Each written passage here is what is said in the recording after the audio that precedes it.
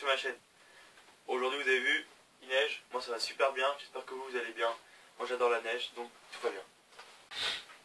Donc voilà, comme vous l'avez vu, dehors il neige, donc on est en mars, d'accord. Donc voilà, normalement il devrait pas neiger en mars. Il neige beaucoup en plus, il va avoir 10 cm, là il est, je sais pas quelle heure il doit être 8h, 8h30, pas plus. Non même pas, il doit être 7h30, 8h, oui. Bon voilà, moi je suis dans le Val d'Oise, donc au-dessus de Paris. Et donc voilà le temps qu'il y a en ce moment chez nous. Donc aujourd'hui on va faire une petite vidéo sur, pour un peu parler des systèmes de support qu'il y a dans les villes et tout ça. Parce que quand on regarde, on se fie vraiment énormément à eux. Quand je parle des systèmes de support, ça passe partout. J'ai envie de faire cette vidéo le jour où il neige, parce que tout simplement, aujourd'hui il neige beaucoup, il y a beaucoup de neige sur les routes. Et peut-être que les villes n'ont pas ce qu'il faut, ou voilà, tout simplement ne pourront pas déneiger, choses comme ça. Comment on fait si la ville ne peut pas nous aider? Et cette question que je me suis posée pas mal de fois, et c'est pour ça que j'avais envie de partager cette vidéo avec vous. La dernière fois, donc il y a pas mal de temps, c'est à ce moment-là que je voulais faire la vidéo quand il y a eu beaucoup de neige. Donc c'était vers janvier à peu près. Bah, pareil, il a neigé pendant des semaines et des semaines. Pendant après 2 semaines, il n'y avait que de la neige. Mais notre mairie à nous, donc là où j'habite, la ville avait fait quelque chose, avait déneigé tout le temps. Le déneigeuse passait tout le temps, la sableuse aussi, donc c'était vraiment bien. Mais comme aujourd'hui, où c'était pas prévu, on est en mars, donc normalement en mars il ne neige pas, donc c'est pas prévu. Comment ça se passe? Est-ce que les villes ont encore assez de sel? Est-ce que les déneigeuses sont prêtes? Donc c'est des choses comme ça que j'avais envie de me poser. Parce que pour les parents, par exemple, qui travaillent, ou nous qui allons à l'école, comment allons-nous faire si les bus, les RER, les voitures ne peuvent pas rouler? Il suffit que ça dure pendant 1 ou 2 semaines, et voilà, ça devient assez inquiétant. Donc voilà. Système de support donc super important pour nous, mais est-ce qu'on peut s'en passer? Les bus, tous les moyens de transport, la ville qui fait beaucoup de choses aussi pour nous, en tout cas dans ma ville où je suis, elle fait énormément de choses pour nous. Donc est-ce qu'on pourrait s'en passer quoi en fait? Quand on regarde, parce que tout simplement c'est elle qui nous fournit l'électricité, c'est elle qui gère toute l'électricité, c'est elle qui gère tout, qui gère la police, qui gère tout ça. Et si ces systèmes, j'ai du mal. Si ces systèmes de support s'effondrent, comment on fait?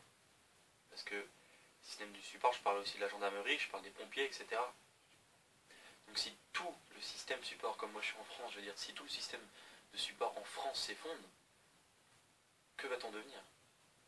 C'est ça que je me pose comme question. S'il y a vraiment un effondrement économique, je pense plus qu'il y aura tout ça, il y aura plus grand chose, il y aura plus beaucoup de gens qui vont s'occuper de nous. Les maires vont laisser tomber, ce sera que pour leur gueule. Je pense pas qu'ils essaieront de sauver leur ville, c'est pas super utile je pense. Bon, après peut-être que certains le feront, je l'espère. Donc voilà, je veux dire s'il y a des problèmes, les gendarmes ils serviront plus à rien. Dans la rue, on ne pourra compter que sur nous, même si c'est déjà un peu le cas je trouve, mais on va pas rentrer dans ce sujet-là. Et donc voilà, ce que je voulais parler là aujourd'hui neige, mais après on peut parler aussi d'inondation. Moi chez moi ça m'arrive un peu comme il y a 2 villes en hauteur, et les 2 villes se rejoignent à peu près 100 mètres plus bas. Et ça arrive souvent que la route en bas soit inondée de, je dirais de 1 mètre. Et 1 mètre c'est déjà pas mal du tout. Il y a les bouches d'égout qui sautaient, etc. Et donc, comment faire si tout ça n'est pas géré par la ville, ou tout ça quoi en fait? Est-ce que certaines personnes qui ne sont pas survivalistes arriveraient à tenir, supporteraient même psychologiquement ce mode de vie sans tout le monde autour? Parce que là, c'est bien joli, tout va bien, il y a un peu de neige, etc. Mais tout va bien, tout le monde arrive à gérer. Donc les magasins sont ouverts, tout est ouvert, les stations essence sont ouvertes. Mais s'il y a un problème, qu'il neige vraiment énormément, qu'il y a beaucoup de neige en France, et que les magasins sont fermés pendant, on va dire, 1 semaine, les stations essence aussi, certaines personnes, je pense, qui vont se sentir passer. Donc voilà. Je n'incite pas aux gens à devenir survivalistes, même si je pense qu'ils devraient l'être, mais juste déjà de penser à certaines petites choses comme ça, Donc oui, qui leur fait ou qui leur assure tout simplement une stabilité de plusieurs semaines. Donc voilà, ouais, pas grand chose d'autre à dire quoi. Enfin, moi ça me sidère un peu qu'on soit en fait qu'on puisse plus vivre indépendamment en fait.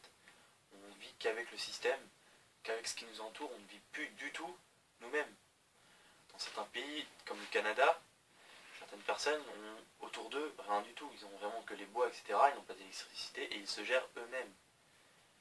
Ça c'est de l'indépendance. Nous, même si on peut se dire oui, on a une maison, on a une voiture, on va chercher son essence soi-même, on va chercher sa boue soi-même, on fait ci, on fait ça, d'accord. Pour certaines personnes, c'est être indépendant. Pour moi, c'est pas indépendant. Être indépendant, c'est pouvoir s'en sortir, survivre seul. Que si les magasins sont vides, que les pompes à essence sont vides, etc., moi je vous dis que beaucoup de personnes déjà vont pas assumer cette situation, donc vont se suicider. C'est là que ça va être très dur pour certaines personnes. C'est pour ça que j'incite vraiment les gens à se préparer, à être prêts psychologiquement pour ça. Après voilà, je m'étends un peu sur le sujet. Je sais très bien qu'il y a d'autres personnes qui pourront largement mieux en parler que moi, comme tout simplement Piero San Giorgio, qui parle vraiment bien de ce sujet. Il a un livre donc super intéressant, si vous ne connaissez pas, c'est Survivre à l'effondrement économique. Donc voilà, c'est vraiment un livre qui en parle bien, de tout ça. Donc voilà, mais moi j'avais juste envie de donner un peu mes pensées, dire un peu ce que je pense de tout ça. Que tout simplement je me rends compte un peu que la vie en fait on la fixe aux hommes d'une manière à que tout le monde la respecte et tout le monde fait pareil. Ce que je veux dire c'est que tous les enfants de 6 ans doivent être au CP, etc., etc., etc. Et en fait on se rend compte que tout le monde cherche la banalité, ou tout le monde cherche à être une personne précisément. Moi je demande souvent à des personnes, est-ce que vous vous sentez différent des autres? La plupart des gens que je demande, ils me disent, bah non, moi je suis banal, je suis comme les autres. Alors que moi justement je me trouve différent, j'ai envie d'être différent, j'ai pas envie d'être comme tout le monde. Donc voilà, après les gens ils disent non moi je m'en fous d'être comme tout le monde. Bon, d'accord si vous voulez quoi. Je veux dire moi je veux un avenir, je veux créer mon propre avenir, je veux pas que le système qui soit autour de moi me crée mon avenir. J'ai envie de faire ce que je veux. Donc voilà, si ce que je veux, je veux dire, ne demande pas d'études, je vois pas pourquoi je ferais des études juste parce qu'on nous dit il faut faire des études. Je veux dire je connais des gens qui n'ont pas le bac, qui s'en sortent très bien dans la vie, qui sont même très très très très très bien financièrement. Donc voilà, après je dis pas qu'il faut pas faire d'études, hein, je dis pas ça, il y a des gens qui font des études qui sont vraiment bien parce qu'ils aiment ça aussi. Mais voilà, je pense que les études ne font pas tout. Donc voilà, les études, oui, ça passe aussi au système de support, hein, je pense. Tout simplement l'Académie française, etc. Voilà, tout ce qui rentre dans tout ça. Toutes les lois, etc. Donc voilà. Moi ça m'agace un peu, quoi, ça me chagrine de me dire que tout le monde cherche quelqu'un de commun et cherche à ressembler à quelqu'un en fait. Tout le monde cherche à ressembler à quelque chose, à quelqu'un. Je trouve pas ça super quoi. Mais bon, j'espère que ceux qui me regarderont, essaieront de réfléchir un peu à ça. À se dire que chercher à être comme tout le monde, c'est peut-être pas la bonne idée. Vu comment le monde va, je pense que être comme tout le monde, c'est pas la bonne solution. Et donc voilà. Après, réfléchissez à ça. Et donc voilà. Bon, merci à tous d'avoir regardé cette vidéo. Si vous aimez ces vidéos où je parle, etc., mettez un petit j'aime juste en dessous là. Abonnez-vous à ma chaîne si vous ne l'êtes pas encore. Alors, en tout cas, merci à tous. Les abonnés en ce moment, ça y va bien, donc je suis content. Même si c'est pas mon but premier, mais voilà, ça me ferait vraiment plaisir. Beaucoup de commentaires, ça me fait super plaisir. Les gens me disent que je fais des bonnes vidéos, donc moi ça me fait super plaisir, je continue. Comme vous voyez, j'arrête pas là de faire des vidéos, parce que tout simplement, ça me fait super plaisir. Donc voilà, bah, merci à tous encore. Donc voilà, pensez à ça. Dites-moi si vous aimez mes vidéos. Et aussi, j'ai un Facebook, hein, pour ceux qui ne l'ont pas vu, donc je le mettrai le lien aussi en dessous. Donc voilà. Donc je vous souhaite à tous une très bonne continuation. Si vous êtes sous la neige, amusez-vous, sortez. Si vous n'avez pas cours. Et sinon, bah, faites comme vous pouvez pour vous en sortir sans système de support. Salut, restez vous-même.